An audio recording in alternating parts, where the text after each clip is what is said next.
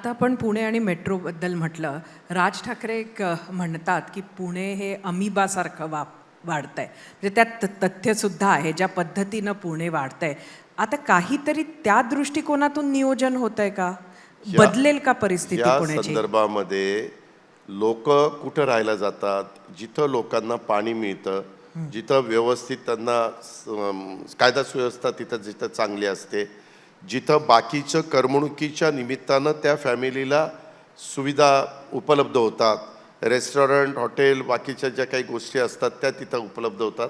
आज पुण्यामध्ये विद्येचं बाहेरघर असल्यामुळे सगळ्या प्रकारचं शिक्षण तिथं अवेलेबल होतं, म्हणून तिथं प्राधान्य देतात. तसं आमच्या पुण्यामध्ये आणि पिंपरी चिंचवडमध्ये महाराष्ट्रातली विशेषतः मराठवाडा आणि ह्या भागातली लोक कामाधंद्याच्या नोकरीच्या निमित्तानं ते येतात आणि त्या पद्धतीनं तिथं राहतात आणि त्याच्यावर ते पुढं वाढत चाललेलं आहे. पण तशाच पद्धतीचं अजून काही सिटी डेव्हलप केल्या, त्याच्यामध्ये आपण क्लस्टर झोन त्या ठिकाणी निर्माण केला, त्याच्यामध्ये आपण सुविधा दिल्या, अशा अनेक प्रकारच्या गोष्टी आहेत. आता कोस्टर रोड केल्यामुळं पूर्वी बघा बांद्रावळी सिलिंग पासून जायला तुम्हाला जिमखान्यापर्यंत, पोलीस जिमखाना किंवा तिथं वेळ लागायचा अर्धा पाऊण तास.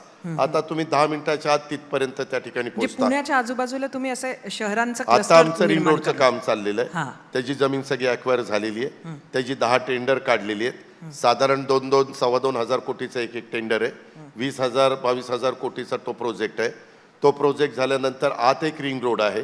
हा रिंग रोड आहे तो पुणे आणि पिंपरी चिंचवडच्या बाहेर आहे. हा साधारण 190 किलोमीटर लांबीचा आहे. म्हणजे तुम्ही पुण्यावरून मुंबईला जाईपर्यंत जेवढं अंतर आहे तेवढं तशा पद्धतीनं आहे. आता तिथं आम्ही हा रोड मोठा करणार आहे. त्याच्या आतमध्ये पुन्हा आमच्या रस्ते विकास महामंडळाचा हा होईल आणि PMRDAचा आतमध्ये होईल. तुम्ही पुण्यात पब्लिक न येता ज्यांना बेंगलोर मुंबई रोडनी यायचं ते बाहेरच्या बाहेर पुण्यात न येता गेले, इकडनं सोलापूरहून येत असताना बाहेरच्या बाहेर ते नगरला गेले, बाहेरच्या बाहेर ते नाशिकला गेले, बाहेरच्या बाहेर ते मुंबईला तिकडे गेले, तर हे पुण्यातलं जे वाहतुकीची गर्दी झालेली आहे ती गर्दी मोठ्या प्रमाणावर थांबायला आम्हाला निश्चितपणे यश मिळणार आहे.